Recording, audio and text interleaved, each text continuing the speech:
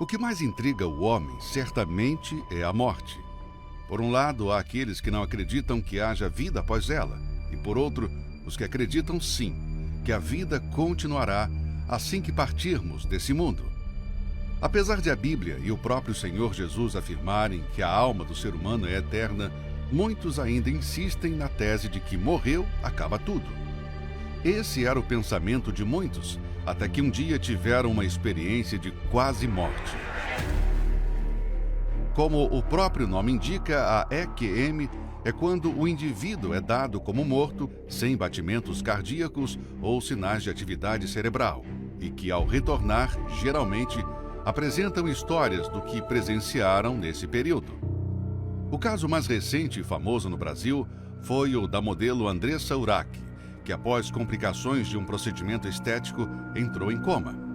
E aí em seguida eu já fui para a cirurgia e eu lembro que eu estava deitada na maca e eu vi a minha alma saindo do meu corpo. Eu vi o meu corpo, eu olhei, eu vi os enfermeiros, eu vi o hospital e eu tive certeza que a minha alma tinha saído do meu corpo, que tinha descolado. Era só minha consciência que estava ali.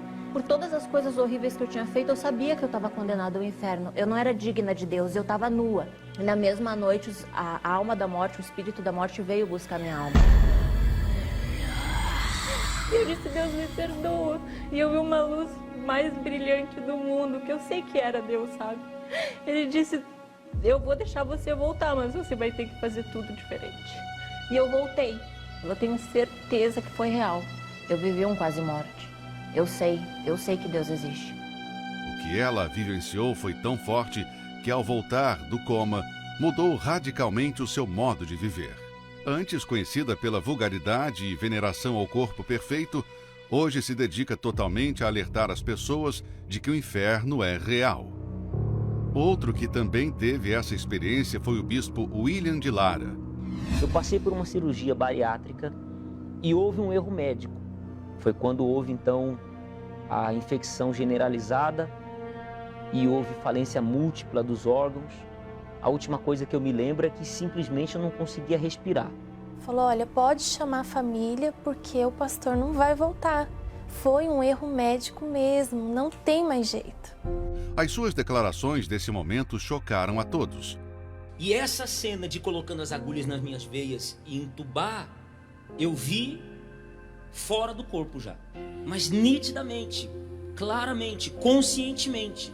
E eu olhava para os meus braços para ver como que está colocando ali, eu não estou sentindo nada e eu não vi os meus braços. Olhando ao meu redor, eu vi pontos de luz, vultos de luz, como se os anjos estivessem ali ao meu redor e um caminho de anjos assim indicando um caminho de luz. Fora daquele cerco de anjos, eu vi muitos vultos, demônios, que estavam de todos os lados. Quando esses vultos tentavam vir para cima de mim, não conseguia se aproximar, porque aquela luz impedia. Mas o que eu ouvia nitidamente não era gritos de demônio. O que eu ouvia nitidamente eram gritos de gente sofrendo, gritos de gente desesperada. Foi quando eu senti como que me puxasse assim por trás, e uma velocidade assim, milésimos de segundo, eu estava em cima do hospital. Eu vi ali o hospital, e em cima do hospital estava as siglas do L. H4. Você já tinha visto isso antes? Bispo, eu nunca subi, eu vou fazer o que no L. do hospital? Alguns instantes depois, eu estava de novo dentro da UTI. Depois, quando eu voltei, minha esposa disse, o seu corpo ficou ali por 2 dias no isolamento. Numa rápida pesquisa na internet, encontramos diversos relatos de pessoas de várias religiões ou até então céticas que, estando em coma ou à beira da morte, também tiveram nesse período experiências surpreendentes. Na Bíblia temos o relato de Paulo sobre essa experiência. Conheço um homem em Cristo que há 14 anos, se no corpo não sei, se fora do corpo não sei, Deus o sabe, foi arrebatado ao 3º céu.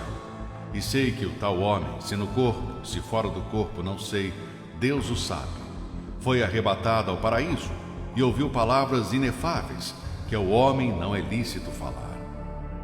O fato é que, seja pela Bíblia ou por relatos como esses, Deus está nos alertando porque se preocupa com o futuro de nossa alma. Mas, infelizmente, ele não pode interferir na decisão do homem. A verdade é que, se as pessoas tivessem a oportunidade, ainda que de alguns segundos, enxergar o mundo espiritual, certamente se voltariam imediatamente para Deus. Há quem prefira pagar para ver, porém, será tarde demais. Infelizmente, o ser humano não tem noção do que é passar a eternidade no inferno.